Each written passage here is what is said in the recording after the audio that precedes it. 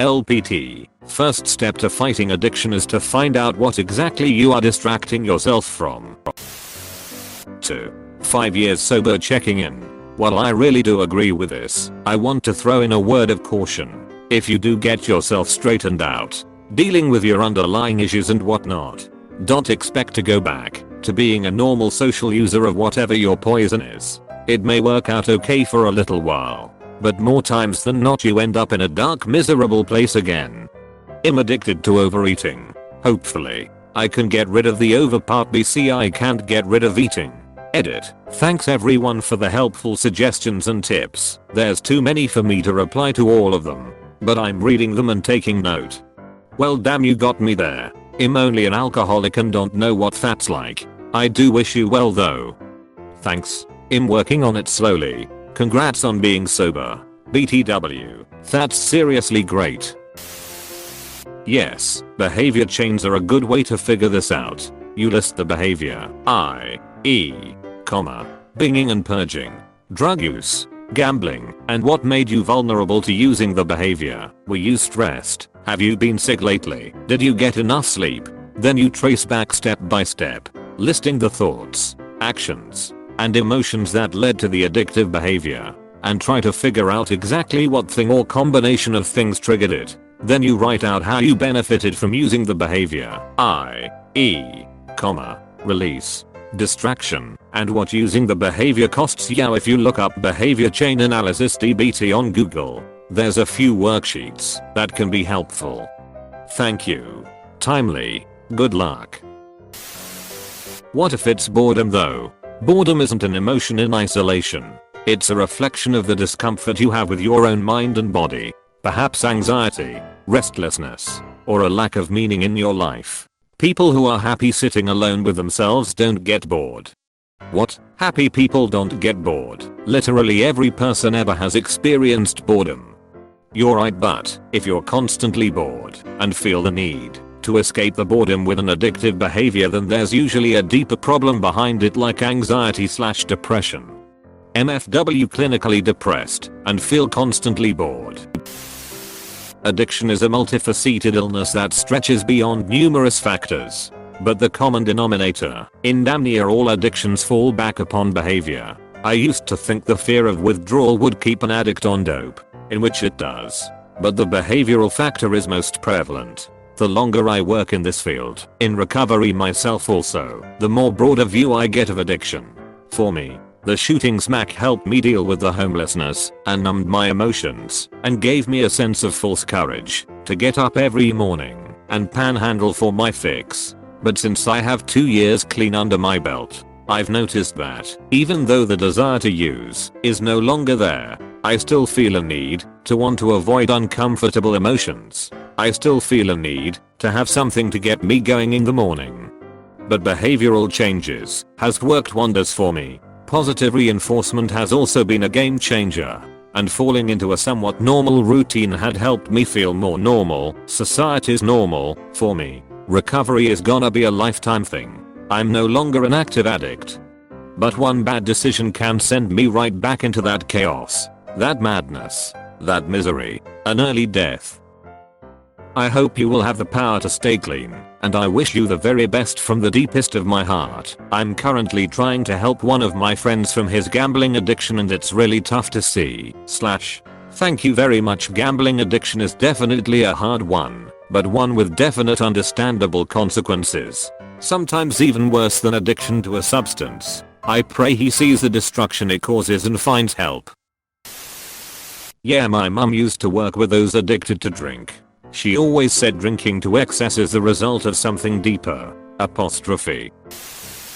I know exactly what I'm distracting myself from. That's my whole reasoning behind my alcohol abuse. Same here.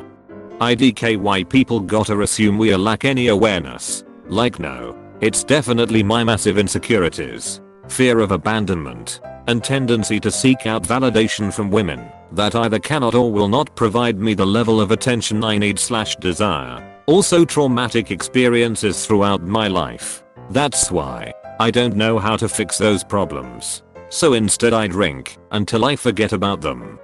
Seek out help. There are a ton of free or nearly free resources for those with addiction.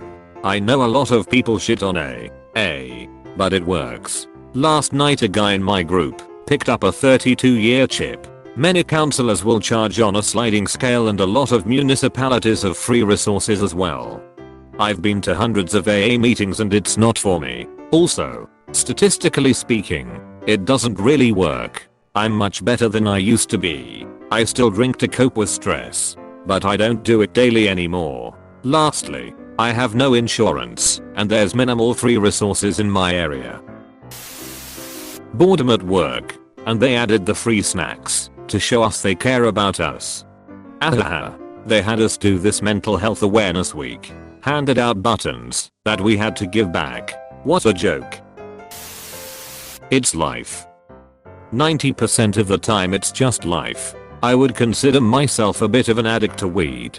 I know people say you can't get addicted, but I know I am. It really does help me get through the day. I go on vacation to places where it isn't legal, and I don't even crave it. But it's because I left all my bullshit at home. I don't need a coping mechanism when I don't have to deal with work and stupid ass people. I could quit whenever I want, but only after I quit retail, which probably won't happen for a while. So just thankful I'm not horribly addicted to something worse. Some people have NFI what they are talking about. Weed is highly addictive from a behavioral POV. Don't kid yourself. As someone who has been addicted, mind you, I'm a rather high functioning addict to it for 10 plus years. I can tell you it's not good for you daily for a long time.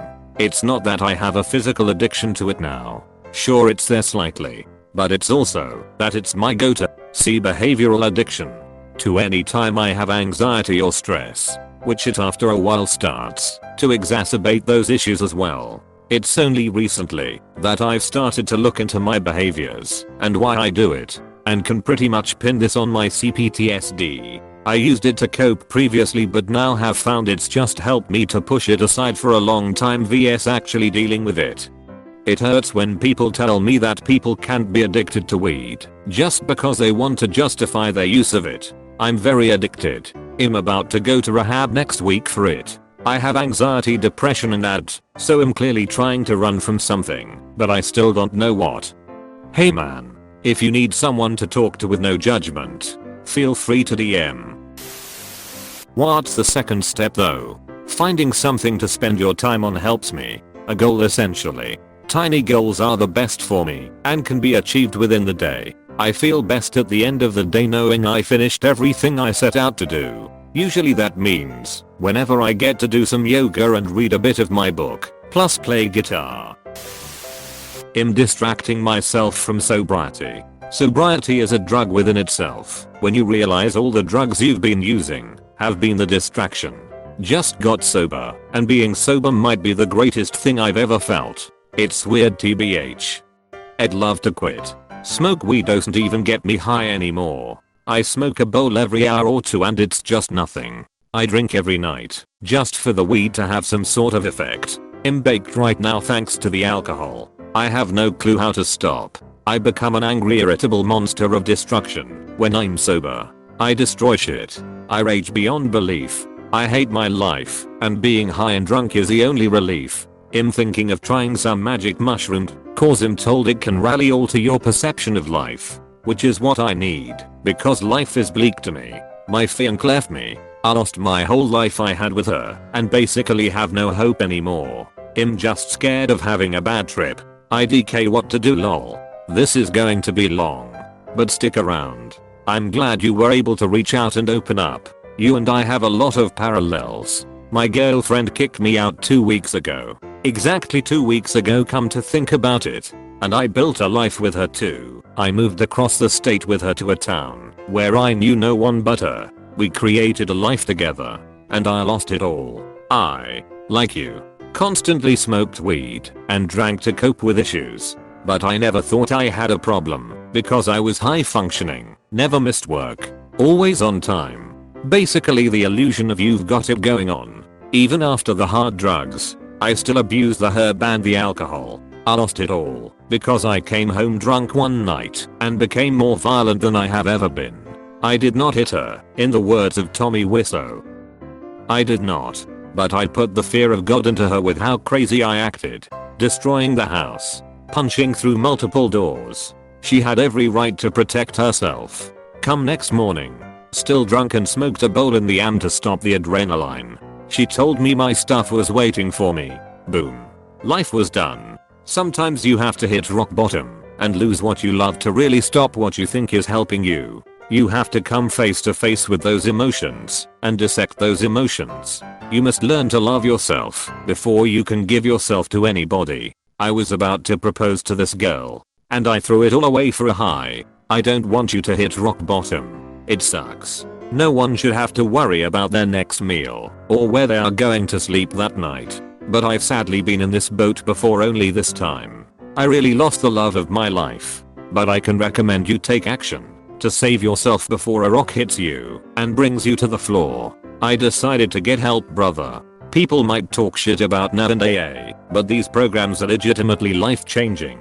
I went in that Friday after losing her, my life, my apartment, and our animals. The support I received from random strangers was something I was searching my whole life in bars and the nightlife. I thought getting drunk and everything was the end thing to do. These people have struggled, and like me, don't want to see any newcomers struggle when they want to help themselves. Help is out there. I learned more from these strangers about gratitude and spirituality than I had in my 10 years searching for life in the nightlife. Now maybe you don't need to go, but you'll be surprised at how it can help you rethink your priorities. And NBSP, if you're not ready to quit, take a break. Abstinence is legitimately what I need to turn around.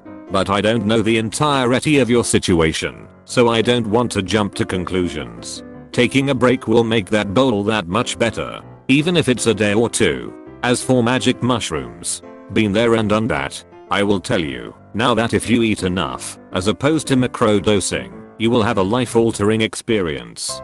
But if you are dealing with rage, like me, and anger, guilt, and depression, then it may amplify those feelings. Taking psychedelics is not a cure-all, and it is definitely for everyone. I'm petrified to take them again, if I'm being honest. I've eaten them 4 times. The first time was amazing, because I was in high school, at the top of my game, with people I enjoyed being around. I was actually happy during that time, so the trip reflected my life. The second time I was doing them while my mom was out of town, and the tremendous guilt I felt for having friends over on drugs at our apartment outweighed the intensity of the good trip. So it morphed into a self-reflective bashing of myself and what I was doing. Not to mention my friend had an allergic reaction to them and we had to take him to the hospital. Not fun. The third time I did them, I had gone camping. But again, my life was basically a lie at that point. I was lying to my GF at the time about where I was, and life had not been going well in general. I was unhappy and a cheater. I'm not admitting to be the hero of my story at all. I know I'm a monster. So again, the guilt and depression was intense to feel on the gummies. The fourth time I only ate 1 stem and 1 cap, very small amount compared the 1/8 I was eating previously. This didn't do much, if at all anything. I wanted a cigarette, and maybe giggled some, but they were shit compared to the potency of my last 3 trips. I would recommend them if you were in a good place. But if you're scared in any way, the trip is not going to be what you expect. I don't want to scare you away from them. I'm just presenting my truth to you. If you need someone to talk to, bro, message me. I'm more than happy to talk. I recently read The Easy Way by Alan Care about controlling alcohol. He has one for cigarettes too. Your way of putting it speaks to me. The things we are addicted to aren't good at all, but they distract us and are, in their way, desirable. We can focus on desiring them instead of what is important or wrong or in need of fixing. It was nothing to stop drinking once I realized it has no side benefits. Once I was convinced that the only thing desirable about it was its ability to create desire. It was really the easy way. Apostrophe. Yes, I read his easy way to quit smoking. And it's just so matter of fact. He went over people saying they use something cause they are anxious, and then flipped it and said non-users are anxious too. I don't know, but the book really resonated with me. I was given the book by a former smoker and then gave it to 2 others who wanted to quit smoking. What if I'm distracting myself from the fact that Western society in general is turning into an oligopoly/oligarchy while the planet is careening towards ecological collapse? There's nothing any of us can do. Too many people don't give a shit and too many more actively exploit it for their own greed. We deserve to go extinct, and in the meantime I'll numb myself with vodka and craft beer. Thank you very much. Probably life. Life's shit. Fuck, this cuts hard. So I'm apparently addicted to Reddit. HMM. I already knew very well what I was trying to distract myself from. Not everybody lacks self-awareness. I used to eat Xanax because they got me fucked up. I got addicted to them because they got me fucked up. Not everyone is looking for a distraction. Yeah, some people just try something once and will crave it for the rest of their lives. It's not always about distracting themselves from something. Some good examples: certain painkillers, anxiety medication, and of course, children who are born addicts. You literally don't try it for fun or to distract, but mentally and physically it's hard to break due to the chemical changes that happen in the body. Usually, there's an underlying issue, but a lot of can also be, it just makes me feel amazing. Apostrophe. I'm distracting myself from not being high on coke. Now what? Hey, thanks for watching, and don't forget to subscribe.